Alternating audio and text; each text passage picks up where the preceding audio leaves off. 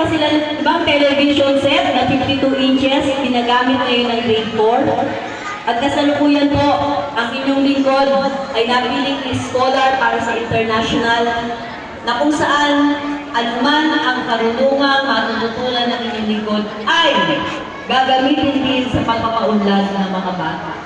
So, ang nating biyaya, no? Ay, po. Kaya hiling namin, hindi kami manginil na kahit ano, pag may narinig sa inyo, sabihin nyo agad sa akin. Ayoko din na kayo naniningil.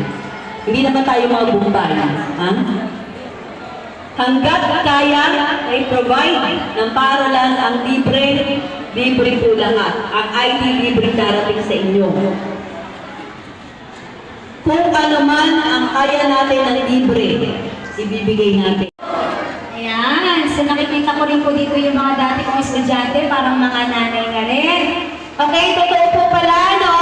Sa kabila ng kaba at takot na pag nagsasalita sa harapan, it's always been a delightful and amazing feeling na makita po namin kayo lahat at makasama kahit iba-iba po ang reaksyon ng inyong mga mukha. Ano po? Kung ano man po yung mga reaksyon na yan, naniniwala po kami na nandito po kayo para sa iisang layunin. Kung ano man ng aking aralan. Tama po? Sa totoo lang po, napakasuyuan lang po ako, nabanggitin at ipabatid po